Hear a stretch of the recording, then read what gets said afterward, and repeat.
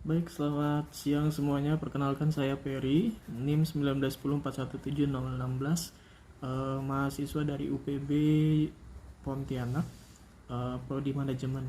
Ya, pada kesempatan kali ini saya akan menjawab soal dari mata kuliah analisis lingkungan bisnis yang diampu oleh Bapak Adi Mursalin SCMM. Ya, baik, untuk bahasan kali ini kita membahas tentang lingkungan pemasaran. Untuk lingkungan pemasaran mewakili serangkaian ancaman dan peluang yang kompleks bagi organisasi dan terkadang tampak sulit untuk dikategorikan. Secara umum, lingkungan pemasaran dapat dibagi menjadi dua area, lingkungan luar dan lingkungan internal. Lingkungan eksternal berkaitan dengan segala sesuatu yang berada di luar organisasi, dan lingkungan internal berkaitan dengan faktor pemasaran yang terjadi dalam organisasi. Oke, untuk dua pendekatan dasar untuk menghadapi kekuatan lingkungan, yaitu menggunakan reaktif dan proaktif. Oke, untuk lingkungan eksternal sendiri atau lingkungan luar terdiri dari dua divisi faktor yang dekat dengan organisasi. Itu disebut dengan mikro lingkungan. Sedangkan faktor yang umum bagi masyarakat secara keseluruhan itu adalah faktor makro. Faktor lingkungan mikro mungkin termasuk hal-hal seperti basis pelanggan, lokasi gudang perusahaan, ataupun keberadaan kelompok penekan lokal yang tidak simpatik terhadap bisnis. Untuk lingkungan eksternalnya, ya baik, untuk berikutnya berkaitan dengan analisis situasi. Ya, untuk analisis situasi ini ada dua analisis yang biasa digunakan, yaitu analisis SWOT dan analisis PST, atau biasa juga bisa disebut analisis langkah, ataupun bisa juga ada yang menyebutnya analisis step.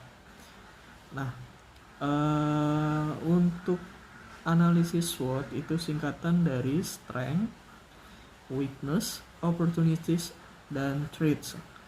Strength itu kekuatan, weakness itu kelemahan, opportunities itu peluang, threats itu ancaman. Untuk analisis langkah, biasa kita kenal kategorinya itu ada sosial budaya, teknologi, ekonomi, dan politik.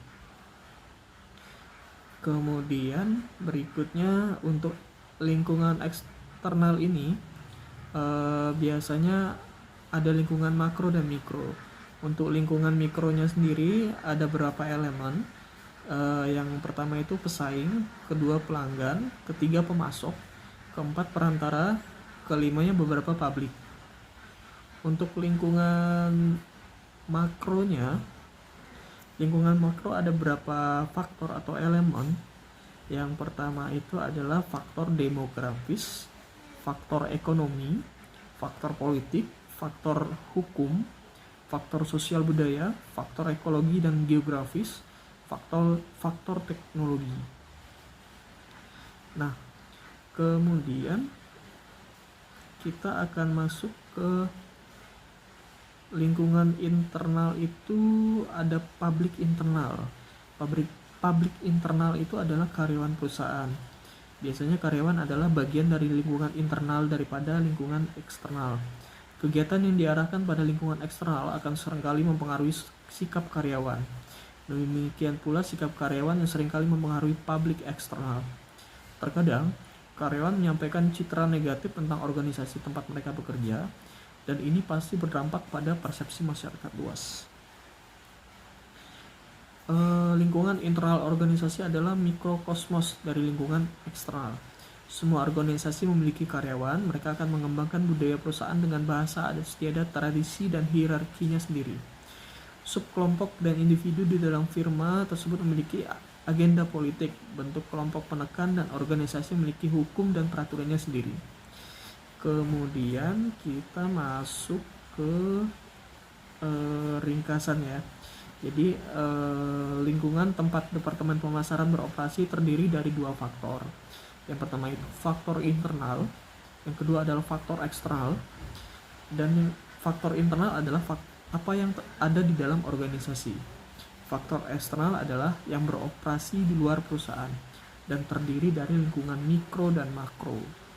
Faktor lingkungan makro sebagian besar tidak dapat dikendalikan oleh masing-masing perusahaan. Pada kenyataannya sulit bagi pemasar untuk mempengaruhi mereka. Meskipun mungkin bagi perusahaan terbesar untuk mempengaruhi lingkungan makro dengan melobi parlemen atau bahkan dengan mempengaruhi budaya nasional secara langsung, perusahaan kecil dan menengah tidak bisa sendirian berharap untuk membuat dampak yang cukup pada lingkungan eksternal atau membuat perusahaan besar. Oleh karena itu, pemasar ini perlu belajar untuk bekerja dengan atau di sekitar faktor lingkungan makro yang mereka temukan, daripada berusaha membuat perubahan. Satu-satunya alternatif mungkin bergabung dengan asosiasi perdagangan yang kuat. Karena lingkungan pemasaran memiliki pengaruh yang besar pada organisasi, strategi pemasaran dimulai dengan dua aktivitas utama. Yang pertama adalah analisis lingkungan. Mungkin dengan analisis langkah atau bisa kita sebut dengan analisis PST ataupun analisis STEP untuk melihat ancaman dan peluang yang ada, dan analisis perusahaan dalam lingkungan itu dan di dalam dirinya sendiri mungkin dengan analisis SWOT. Berikut ada beberapa poin yang mungkin penting dari yang kita pelajari lingkungan pemasaran ini. Yang pertama itu bisnis dan organisasi lain tidak beroperasi dalam ruang hampa. Yang kedua, lingkungan mikro lebih mudah untuk dipengaruhi daripada lingkungan makro, tapi keduanya tidak mungkin untuk dikendalikan. Yang ketiga, bisnis harus didefinisikan dari sudut pandang pelanggan. Ini akan membantu mengidentifikasi pesaing yang lebih luas. Yang keempat, pelanggan harus dikelompokkan ke dalam segmen sehingga sumber daya yang langka dapat ditargetkan ke area yang paling menguntungkan. Yang kelima, hubungan dekat dengan pemasok dan perantara akan membantu dalam mempengaruhi lingkungan. Humas adalah tentang menciptakan kesan yang baik dengan sesama publik perusahaan. Hukum kasus dan hukum UE dapat mempengaruhi bisnis dan lebih sulit diprediksi karena keduanya tidak bergantung pada pemerintahan nasional. Lingkungan sosial budaya berubah tetapi perlahan. Teknologi berubah dengan cepat dan akan terus demikian. Ini menciptakan dan menghancurkan industri. Publik internal membutuhkan perhatian khusus karena mereka adalah garis depan hubungan perusahaan dengan lingkungannya.